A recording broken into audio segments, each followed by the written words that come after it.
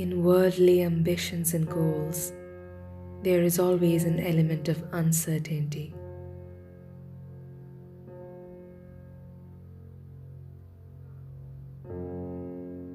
So many people spend year after year trying wholeheartedly but unsuccessfully to make money.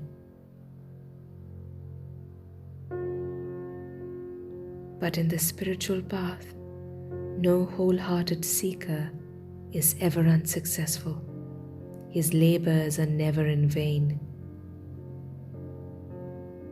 When you plant a seed in the ground, you must not take it out every day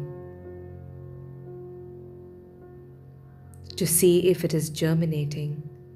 You will only hamper its growth.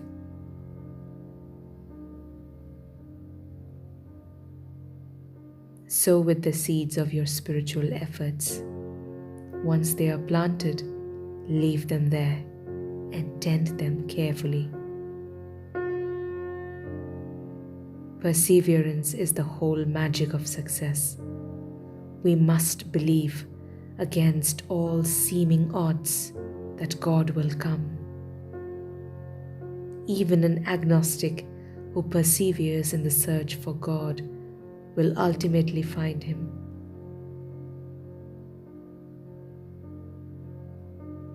Without perseverance and unquenchable enthusiasm, nothing can be gained.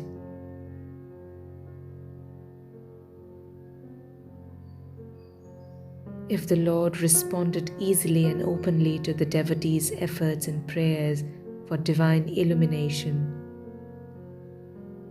all men would immediately seek God, not for the love of Him, but for the illimitable rewards.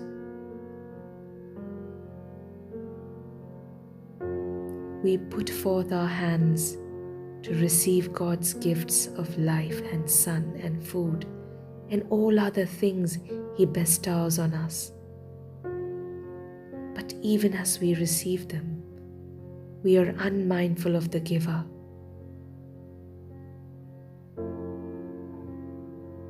If you have lovingly given presents to someone and then find out that person never thinks of you, how hurt you feel. God feels that way too. Every day we use His gift of sight to see the world.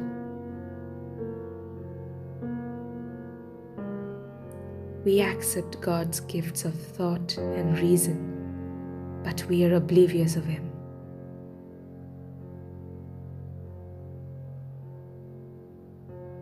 If God is ever a beggar, it is to ask your love. He is continuously pursuing you.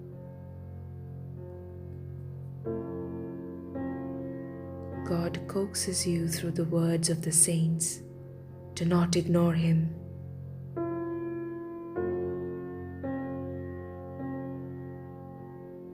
Those who don't meditate regularly and deeply are restless wherever they go and give up their search after a short effort.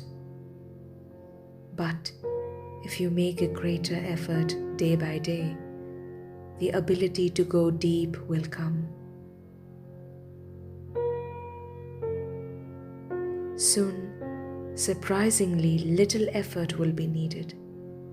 Great happiness comes to the seeker who is steadfast.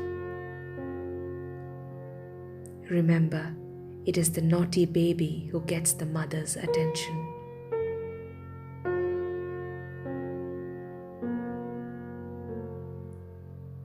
The easily pacified infant is soon satisfied with toys, worldly achievements.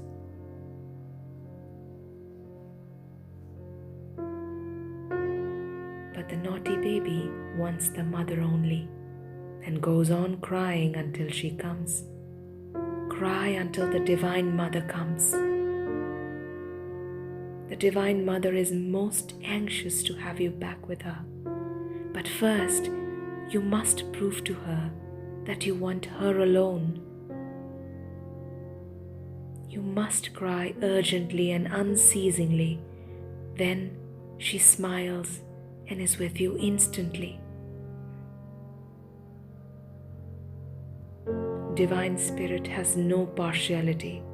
The Mother loves all, but you must appreciate her love and must respond to her love.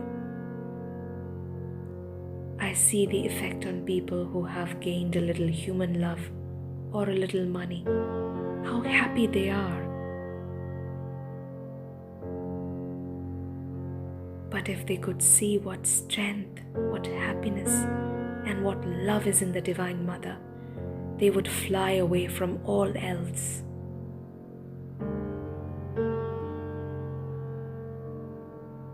You cannot summon God by a little cry. It must be unceasing and not quelled by toys of money, fame, and human love. Your seeking must be continuous. When your desire is only for God, you will attain self-realization. Then your lessons in the world are finished. You are filled evermore with the joy of the infinite. Remember, it is not what you hear that redeems you, but what you do with what you hear.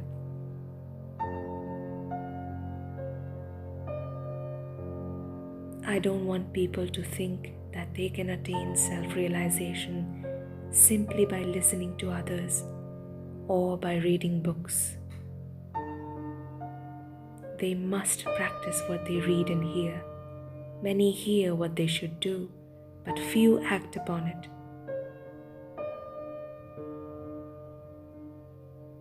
Don't paralyze your determination. When you know a thing is right, why shouldn't you go after it?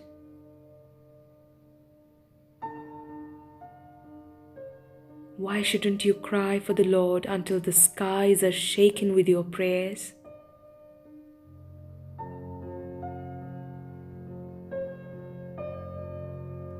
Remember, as long as you're making the effort, God will never let you down. Shri Paramhans Yogananda.